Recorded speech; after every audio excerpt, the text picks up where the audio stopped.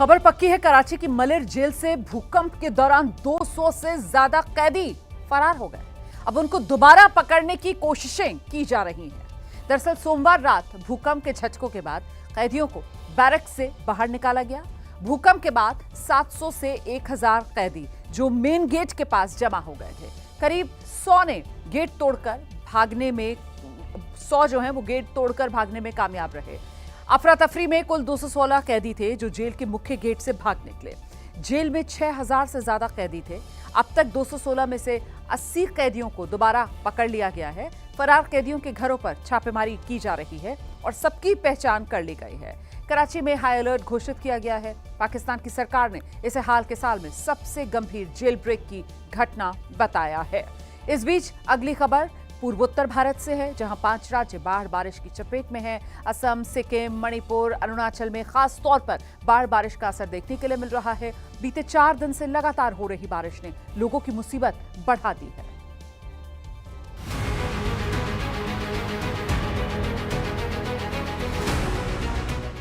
जून का महीना पूर्वोत्तर भारत के लिए सैलाब लेकर आया। जहां तक नजरें जा रही हैं, पूरा का पूरा इलाका पानी की जंजीर में कैद नजर आ रहा है। रिहायशी इलाकों में पानी की दस्तक ने लोगों की मुसीबत बढ़ा दी है। लोग अपना आशियाना छोड़ रेस्क्यू की आस में दरवाजे पर बैठे हैं। स्कूलों और बाजारों में भी पानी ने दस्तक दे दी है। गाड़ियों की जगह रेस्क्यू टीमों की बोट ने ले ली है। जरूरी सेवाएं पहुंचाने की कोशिश जारी है। एक एक पल भारी है। खाने पीने का सामान भी पहुंचाया जा रहा है और सबसे बड़ी चुनौती है मुसीबत में फंसे लोगों को रेस्क्यू कर राहत कैंपों में भेजना। इम्फाल में बाढ़, रेस्क्यू ऑपरेशन जारी। बाढ़ बारिश का सबसे ज्यादा असर हुआ है मणिपुर की राजधानी इम्फाल में। बीते 4 दिनों से लगातार हो रही बारिश से इम्फाल में जनजीवन अस्त व्यस्त हो गया है। शहर के करीब हर हिस्से में तबाही का आलम है। जरूरी सुविधाओं के लिए भी लोगों को जद्दोजहद करनी पड़ रही है। इम्फाल में जैसे हालात हैं, उनमें एनडीआरएफ और एसडीआरएफ की टीमें देवदूत बनकर लोगों तक पहुंच रही हैं। तस्वीरों में देखिए कैसे आपदा प्रबंधन की टीम घरों में फंसे बुजुर्गों को लेकर सुरक्षित जगहों पर पहुंचा रही है। इतना ही नहीं, आपदा प्रबंधन की टीमें और स्थानीय प्रशासन मिलकर लोगों तक जरूरत का सामान भी पहुंचाने में जुटा है। केवल दिन ही नहीं बल्कि रात के अंधेरे में भी इसी तरह रेस्क्यू ऑपरेशन चलाया जा रहा है। भारी बारिश के बाद इस इलाके में बीते 3 दिनों से बिजली की सप्लाई नहीं हो पाई है, जिसकी वजह से लोगों की परेशानी और बढ़ गई है। मणिपुर के साथ साथ असम के भी कई इलाके जलमग्न हैं। हालांकि धीरे धीरे नदी का जलस्तर कम हो रहा है, लेकिन अभी भी खतरा टला नहीं है। अभी बोराक का जो स्थिति है लगभग थोड़ा अच्छा है, कल से बहुत बेटर है। आज तो अभी बढ़ रहा है, थोड़ा धीरे से बढ़ रहा है। असम के सिलचर में नदियां उफान पर हैं। खतरे को देखते हुए नदी किनारे से लोगों को हटा लिया गया है, लेकिन अगले कुछ दिनों तक हालात ऐसे ही रहने की संभावना जताई जा रही है।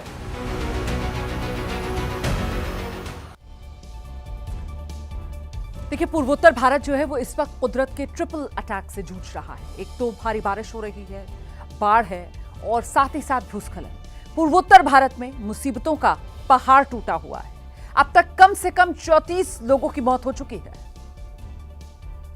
समूचे पूर्वोत्तर भारत में बारिश और बाढ़ ने तबाही मचा रखी है। वहां अगले 2 दिनों तक भारी बारिश और अगले 7 दिनों तक बारिश होते रहने का अलर्ट जारी किया गया है। सिक्किम में आर्मी पोस्ट के लैंडस्लाइड की चपेट में आने से 6 जवान लापता बताए जा रहे हैं। मणिपुर में भारी बारिश और बाढ़ से लोगों की मुसीबत बढ़ती जा रही है। इम्फाल के अस्पताल और रिहायशी इलाके तालाब में तब्दील हो गए हैं। असम में भी भारी बारिश के बाद नदियां और नाले उफान पर हैं। जोरहाट जिले में बांस का बनाया गया एक पुल बाढ़ में बह गया। असम में आसमानी कहर फिलहाल सबसे ज्यादा लखीमपुर जिले में देखा जा रहा है। भारी बारिश के बाद बाढ़ ने लोगों का जीना मुश्किल कर दिया है। भारी बारिश की वजह से असम के नागांव में भी बाढ़ जैसे हालात हैं। जिले के ज्यादातर निचले इलाकों में पानी भर गया है, जिससे लोगों की परेशानी बढ़ गई है। बाराक नदी का जलस्तर बढ़ने से असम के सिलचर में बाढ़ का कहर बरपने लगा है। बाराक नदी खतरे के निशान से ऊपर बह रही है। 15 से ज्यादा गांव पूरी तरह से पानी में डूब गए हैं। असम के तिनसुकिया में डिब्रू नदी के उफान पर आने से हालात गंभीर हो गए हैं। जिले के कई हिस्सों में बाढ़ का पानी घुस गया है। देखिए, एक और मैदानी इलाके तपती गर्मी और मौसम की तूफानी मार से झेल रहे हैं। वहीं जम्मू कश्मीर के गुलमर्ग की हसीन वादियां बर्फ से गुलजार हैं, जिससे यहां घूमने पहुंचे सैलानियों के चेहरे खिल उठे हैं। आसमान से गिरती बर्फ के बीच तमाम सैलानी शानदार नजारे का लुत्फ उठाते दिखे, तो कुछ पर्यटकों ने जमीन से बर्फ उठाई और फिर उससे खेलना शुरू कर दिया। बहुत खुशी में है, अभी बहुत एंजॉय कर रहे हैं हम लोगों ने गुलमर्ग आके फेज 2 में। बहुत अच्छा लग रहा है हम लोग का, हमारा पैसा वसूल। कोई सिर पर बर्फ रखकर झूमने लगा, तो कई सैलानी एक दूसरे पर बर्फ के गोले बनाकर फेंकते दिखाई दिए। आज काफी स्नोफॉल का माहौल है और काफी मजा आ रहा है। हालांकि खुशनुमा मौसम और बर्फबारी के बावजूद गुलमर्ग में कम ही पर्यटक दिख रहे हैं।